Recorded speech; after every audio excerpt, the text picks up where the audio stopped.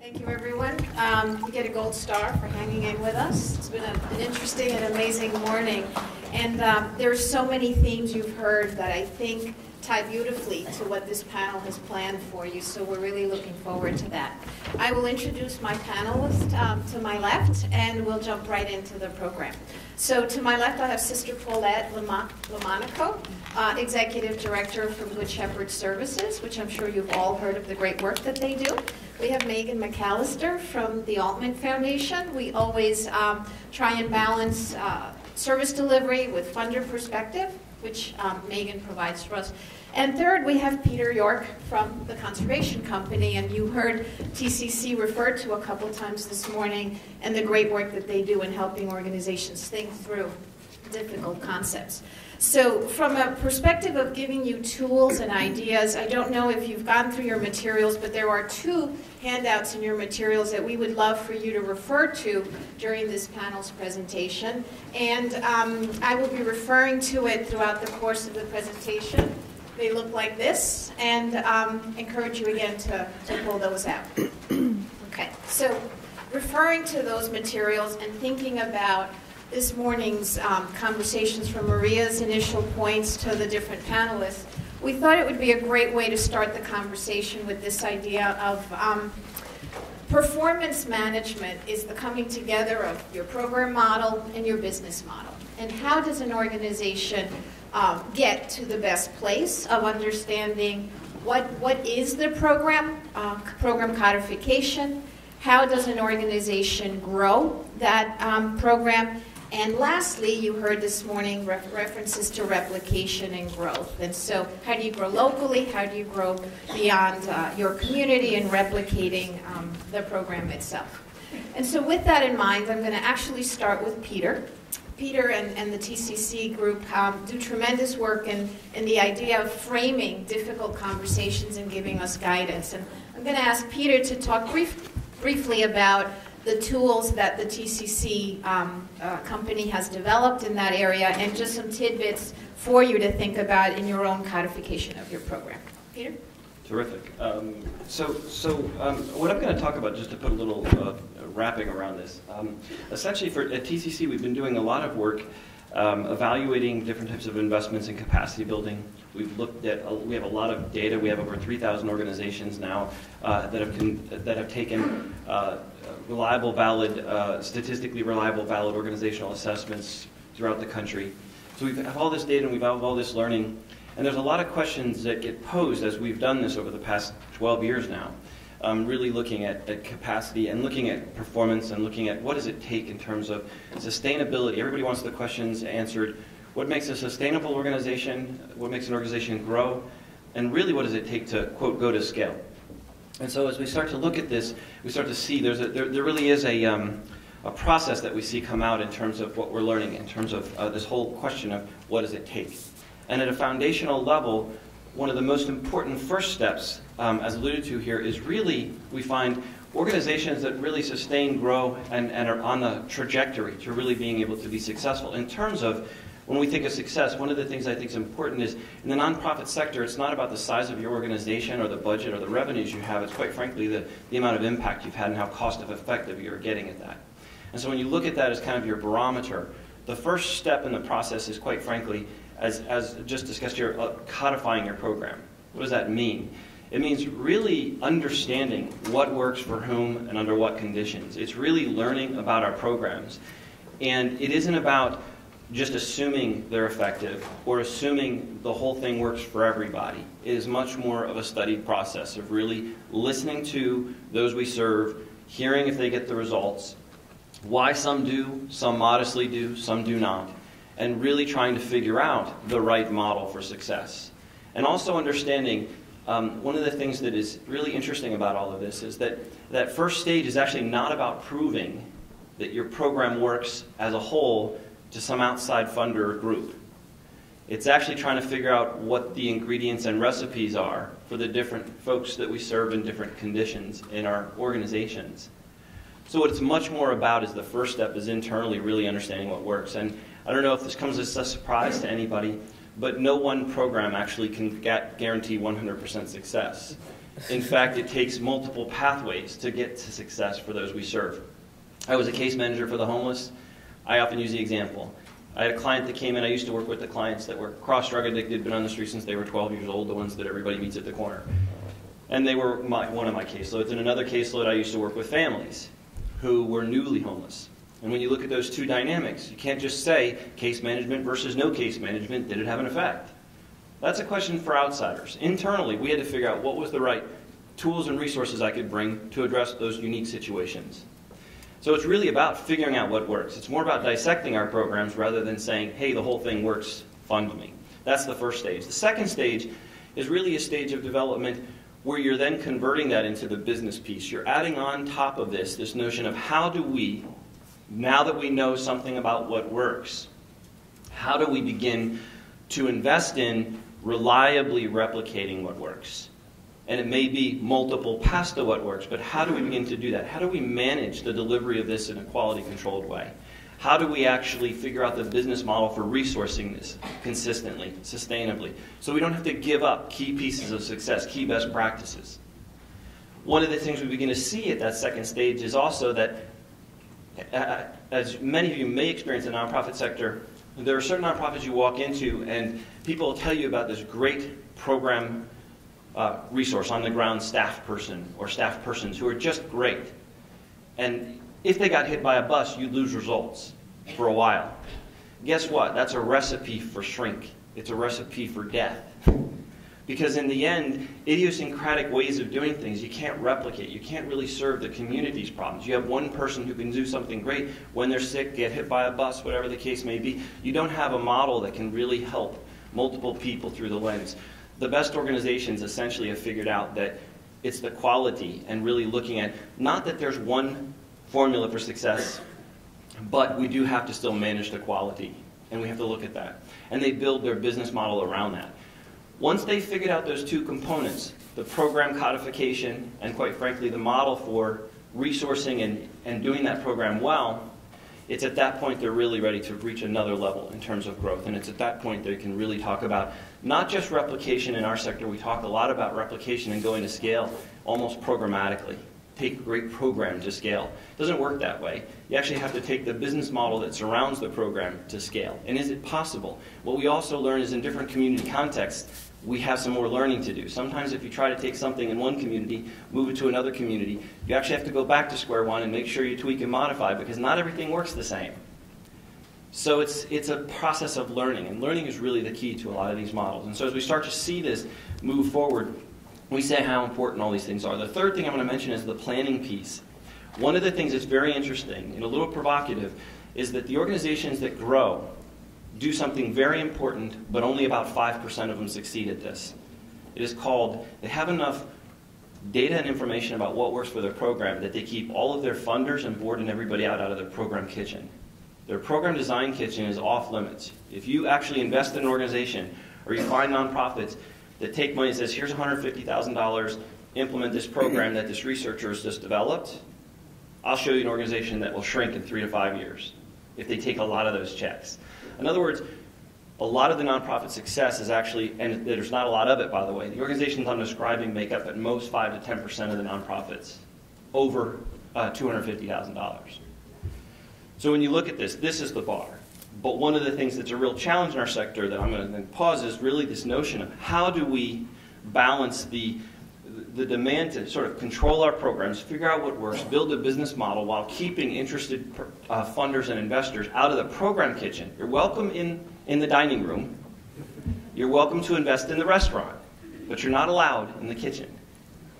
So that, and it turns out that's one of the keys to success, and all plans that are anchored in program growth and raising resources to keep people out of the kitchen is sort of the trajectory to growth.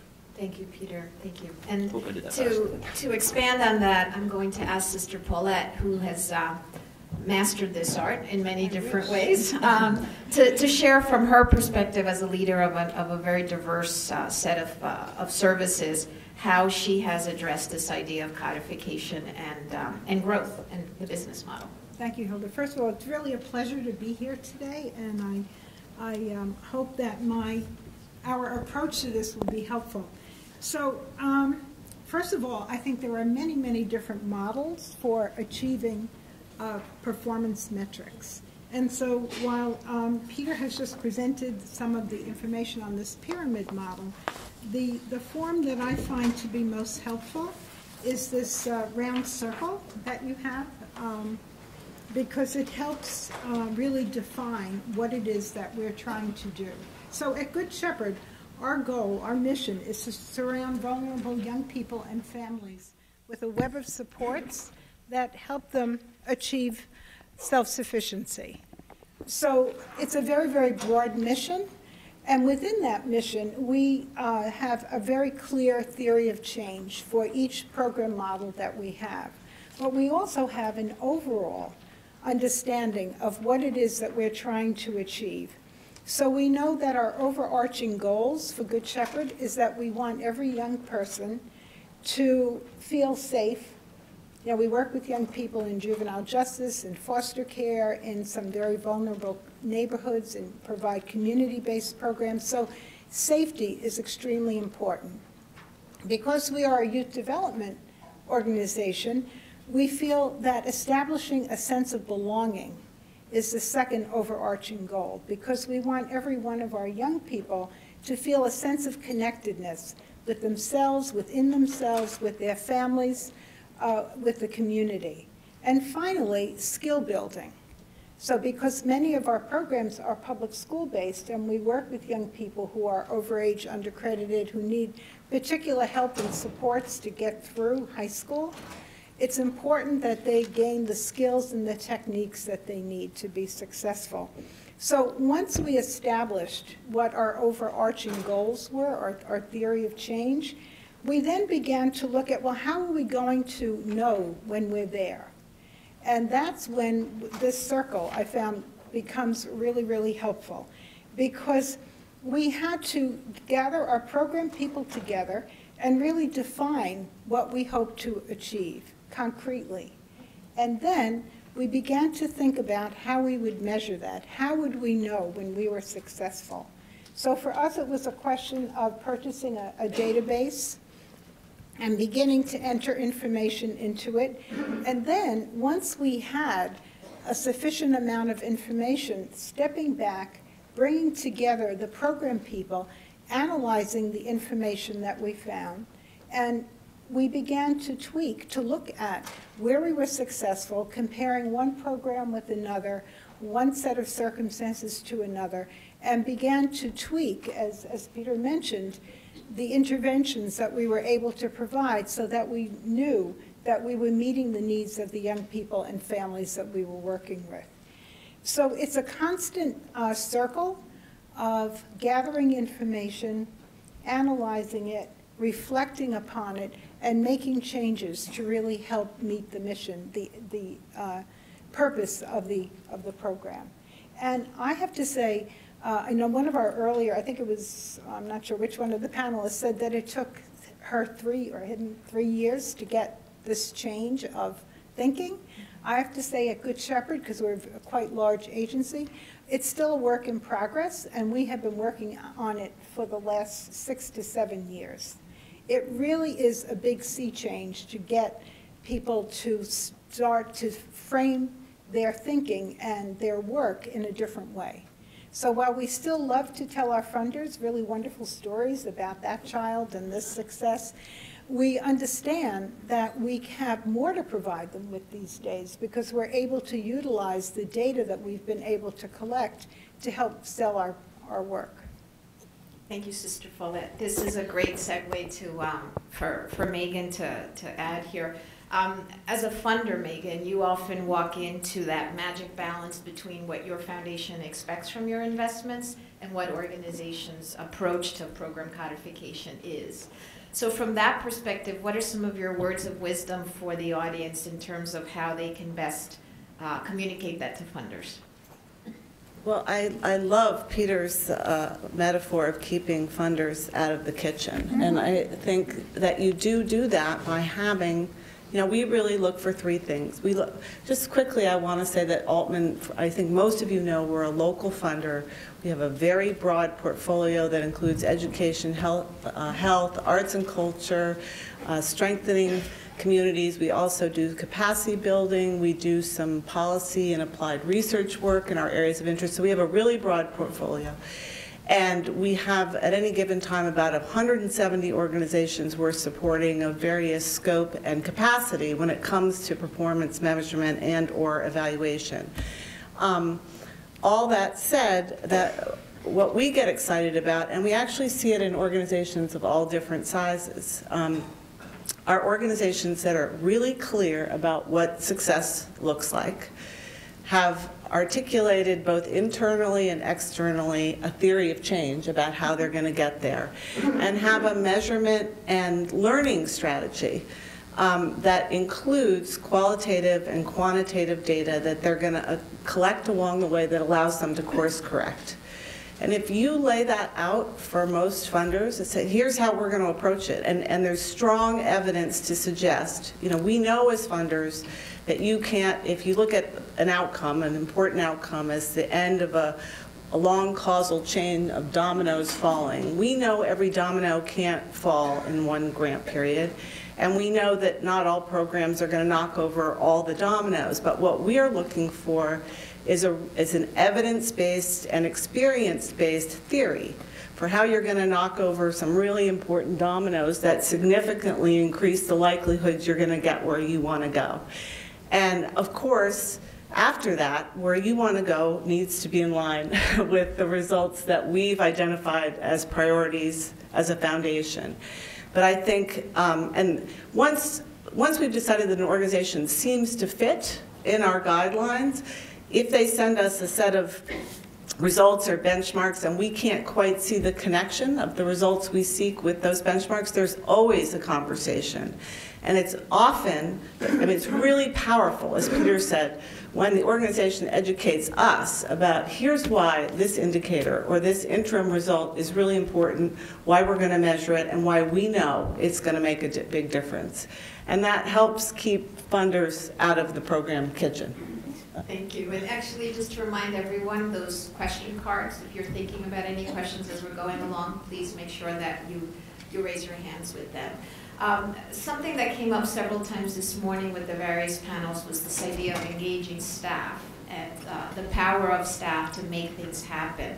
One of the key questions in performance management is this idea of who does it, who owns it, how do you manage responsibility, how do you get accountability for it, and there are different ways that organizations have done that over time. How do you actually create a culture where, as David said earlier on the panel, it's an everyday management and checking in on how we're doing. So I'm going to start with Peter, and again, referring back to the tools here, as one option for accountability and ownership and some ideas to think about in your organization that you could take away from this morning's session. So Peter, what have you seen as an interesting way of sharing accountability, but at the same time owning accountability through project management or some other tools that are out there? So there's two dimensions to this. I think one of the things around accountability, I want to mention sort of a data point that then will go to the point you're raising, because what we also find that's very interesting is that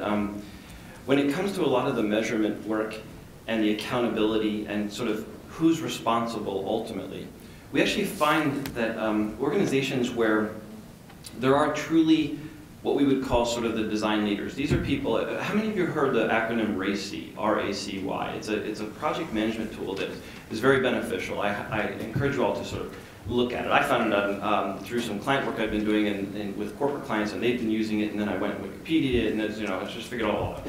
And it's very simple, and there's different variations of it. But any time you do something from an accountability standpoint, ultimately, what RACY is how do we get things done and have accountability for success?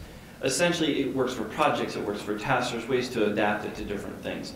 One of the things that's very important is to distinguish between responsible and accountable. Accountable is where the buck stops. That's a leadership position. Ultimately, somebody's accountable if you've succeeded. The performance metrics, the ultimate design of the program. Who decides this is in, this isn't in, right? There are people who are responsible. These are the people that are really managing to make sure that we're managing the process of getting there. We're managing the implementation. We're managing what we do in a way that is clear. And believe it or not, those accountable and those responsible are different people. And it's important. C is consulting. And that is, we have people that are brains in the room who are bringing information, advice, resources, input into what it is we're trying to do, how we're trying to create change, how our program should look, what success measures we should choose, but informing that through some smarts. And then there's the I, which are the informed. These are people that don't have a role, but they need to know about what's going on. And it's a good way to distinguish that, because one of the things we found in a lot of our work around performance measurement is right now, everybody seems to like and want to have a voice on every measure, and everybody wants consensus. That's a recipe for disaster. You actually have to draw lines. There has to be somebody accountable for the design of the programs, ultimately, and the accountability metrics, right? And so when we talk about really trying to figure this out, and again, I speak in some generalities intentionally, because when I share with you the data, I see these patterns across these 3,000 organizations. What does success look like? And quite frankly, we see a reverse of sustainability and growth when organizations manage to what we call sort of touchy-feely pats on the back so everybody's happy. Has anybody seen the recent New York article on brainstorming? If you haven't, you got to take a look at it. It basically disproves the theory that brainstorming should throw all the ideas at the wall and nobody gets critiqued or there's no debates or arguments. Actually, debates and arguments are a good thing. Constructive, right? The other thing, so let me just add one other dimension to this that I just want to slide in here as an opportunity. I feel like I'm in a debate, right? I got to slide in my other point, right? So along these lines, though, the other thing I want to talk about, so there's establishing those roles when it comes to performance management and program and everything else, respectfully, constructively. But then the second thing we're finding is this. Who do we listen to when we gather data to measure performance, when we make decisions?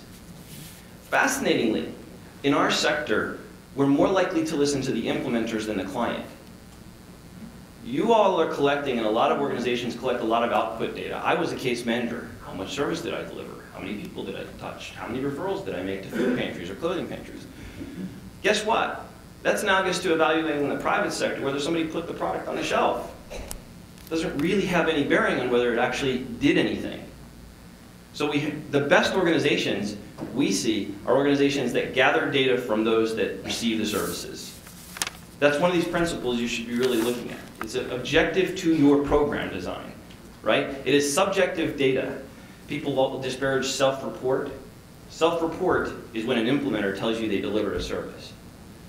Non-self-report that's more objective is when your clients in aggregate get a voice to tell you whether they got what you said you gave them, or whether they had a result as a result of it.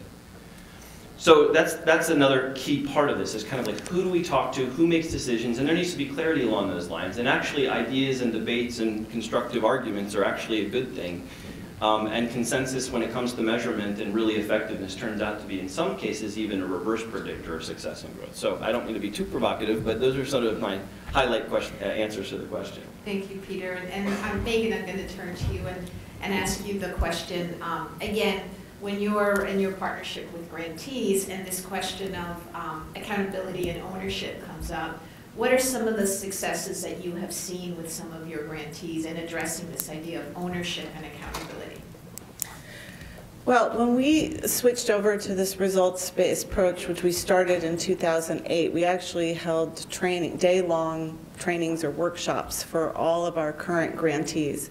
And in every case, we asked that they bring both either an executive director, depending on the size of the organization and the program we supported, or a program director, first and foremost, and then also a senior development person. And the reason being that, this is really a way of managing your organization. It's not about reporting to funders, to state the obvious. And so the leadership has to be accountable, ultimately, for what success looks like, how it's defined, how it will be measured.